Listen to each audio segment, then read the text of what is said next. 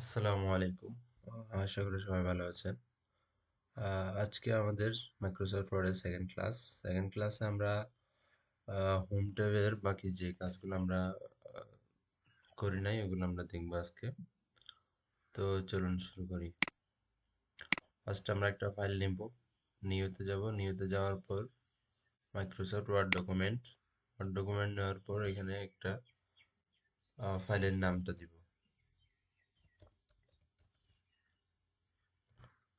ফাইলের নাম দেওয়ার পর ফাইলের উপর ডাবল ক্লিক করব। ডাবল ক্লিক করার পর আমাদের সামনে সেই হোম পেজটা চলে আসছে, হোম ট্যাবের ইন্টারফেসটা চলে আসছে। তো আমরা গত ক্লাসে স্ট্রাইক থ্রো পর্যন্ত দেখছিলাম। হুম। তো আজকে আমরা নতুন কিছু দেখব। তাহলে ফার্স্টে আমি কোনো একটা টেক্সট লিখে নিচ্ছি।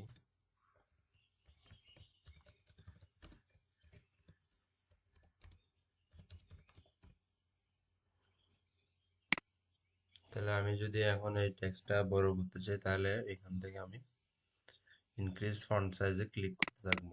ক্লিক করলে আমার টেক্সটটা বড় হবে।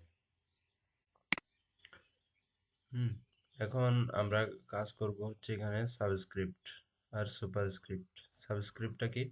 সাবস্ক্রিপ্টটা হচ্ছে যেমন আমি একটা সংকেত লিখতেছি, H2।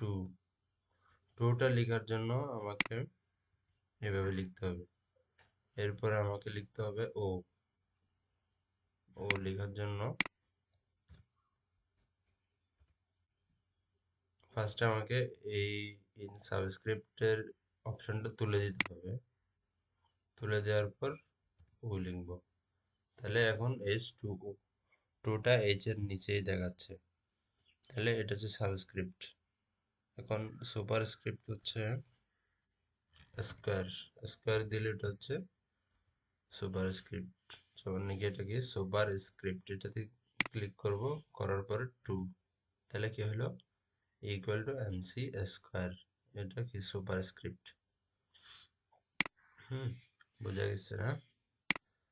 তাহলে এখন আমাদের নেক্সট হচ্ছে, ধরেন এই টেক্সটটা আমি লিখছি, এই টেক্সটটাকে আমি যাচ্ছি সব ক্যাপিটাল লেটার করব। তখন কি করব? এই অপশন যাব, চেঞ্জ কেস। চেঞ্জ কেসের মধ্যে থেকে আপার কেস করে দিলাম। হুম।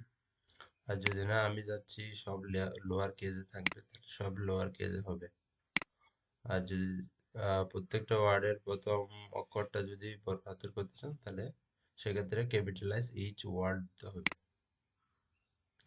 দিলাম। এখন আমি যাচ্ছি আমার এই টেক্সটটাকে একটু কালার করব। তাহলে সেক্ষেত্রে এখান থেকে ফন্ট কালার, এখানে যখন আমি কার্সরটা নিয়ে যাব, দেখতেছেন আসতেছে ফন্ট কালার। ফন্ট কালারের এদিকে অ্যারো চিহ্নতে ক্লিক করলে এখানে অনেক ধরনের কালার আসবে। এখান থেকে আমরা যেটা ইচ্ছা সেই কালারটা দিতে পারবো। হুম, এটা হচ্ছে কি কোন একটা লেখাকে হাইলাইট করা। ঠিক আছে? এবং এগুলো হচ্ছে সব একটা কালার, এক একটা কালার দিয়ে আপনি চাইলে হাইলাইট করতে পারবেন। টেক্সটকে হাইলাইট করার জন্য এই অপশনটা, টেক্সট হাইলাইট কালার, কার্সর রাখছে আর চলে আসছে। এটা হচ্ছে ওয়ার্ডকে বিভিন্ন ধরনের, টেক্সটকে বিভিন্ন ধরনের এফেক্ট দেওয়ার জন্য এটা ইউজ করা হয়। এখানে বিভিন্ন ধরনের এফেক্ট আছে, যেমন এখানে এটাতে শ্যাডো আছে। হ্যাঁ, সিলেক্ট করবেন, সিলেক্ট করার পর এখান থেকে যে অপশনগুলো আছে এগুলো এক একটা দিয়ে দিয়ে দেখবেন, মানে টেক্সটকে ডিজাইন করবে এটা। তো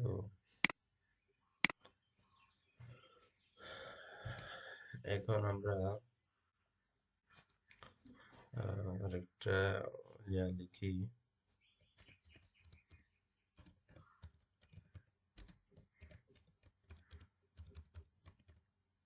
এটাকে আমরা কি করব? কপি করব।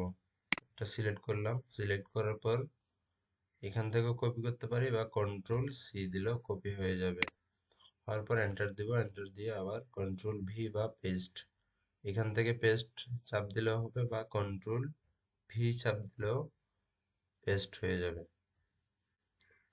হ্যাঁ, এখন আমি হচ্ছে এগুলাকে আমি লিস্ট আকারে শো করব। লিস্ট আকারে শো করার জন্য এখানে দেখেন একটা অপশন আছে বুলেটস, এটা হচ্ছে আনঅর্ডার লিস্ট। এখান থেকে বিভিন্ন ধরনের বুলেট পয়েন্ট গুলো দিতে পারবেন। হুম, এটা হচ্ছে এগুলো সার্কেল, এটা হচ্ছে তীর চিহ্নর মতো, এটা হচ্ছে টিক চিহ্নর মতো। তো এখান থেকে আমরা চাইলে আহ, যে কোনো একটা স্টাইল এখান থেকে সিলেক্ট করে দিতে পারেন। হুম, এভাবে। তাহলে এটার কাজ হচ্ছে জাস্ট এতটুকু। এখন আমি যাচ্ছি এটাকে কি করব, এখান থেকে নাম্বারিং করব, এই টেক্সট গুলোকে নাম্বারিং করব। তাহলে এখানে আমি ক্লিক করব, এরো চিহ্ন যেটা আছে এরো চিহ্নতে ক্লিক করব, করার পরে এখান থেকে নাম্বারিং করব। দেখতেছেন, রোমান সংখ্যা এ বি সি, সংখ্যা এ বি সি 1 2 3, এখান থেকে আমি নাম্বারিং করতে পারি সহজে। তো কোন একটা লিস্ট যদি তৈরি করতে চান এইভাবে করে লিস্ট তৈরি করতে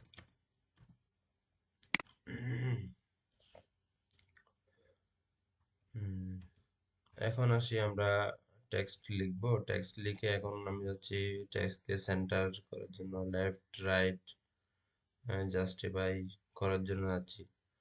তখন ধরেন আমরা এই লেখাটা কপি করলাম, কপি করার পর কন্ট্রোল ভি দিয়ে পেস্ট করলাম।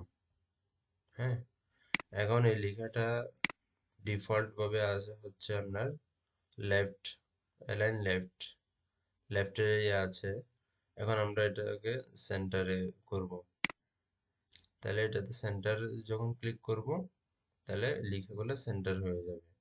আর যদি রাইটে ক্লিক করি মানে ডান দিকে, তাহলে ডান দিকে চলে যাবে। হুম,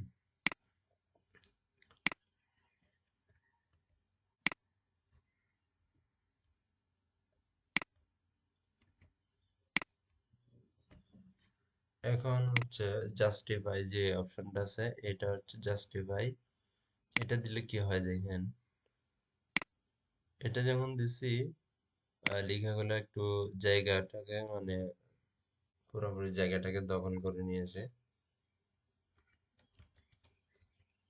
দেখছেন।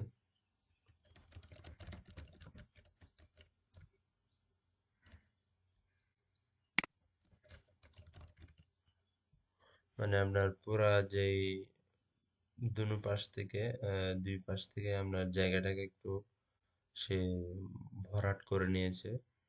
তো জাস্টিফাই দিয়ে ওটাই, ওই কাজটাই হয়। আর এটা হচ্ছে সেন্টার, এটা হচ্ছে লেফট মানে বামে, এটা দিয়ে হচ্ছে রাইট। হুম, তাহলে আপনারা সহজে কোনো টেক্সটকে লেফট রাইট সেন্টার করতে পারবেন। আর এই অপশনটা দেখাই দিই, এই অপশনটা হচ্ছে আপনার line and paragraph spacing. Line spacing করার জন্য এখন আমাদের লাইন যদি স্পেস, এই এই টেক্সটের মধ্যে যে দুইটা টেক্সটের মধ্যে যে একটা ফাঁকা জায়গা আছে ওই ফাঁকাটাকে বলে স্পেস। এই স্পেসটাকে বাড়ানো কমানো যাবে এই অপশন দ্বারা, এই অপশন থেকে লাইন অ্যান্ড প্যারাগ্রাফ স্পেসিং। এখান থেকে আপনি 1.5, 2.0, 2.5, 3.0 যতটুকু লাগা করতে পারবেন। দেখতেছেন আমাদের যে লাইনের স্পেসটা বেড়ে গেছে। তাহলে কমাইতে চাইলে এখান থেকে কমাইতে পারেন। আর এখন আমি হচ্ছে কি টেক্সটের ব্যাকগ্রাউন্ড একটা কালার দিব।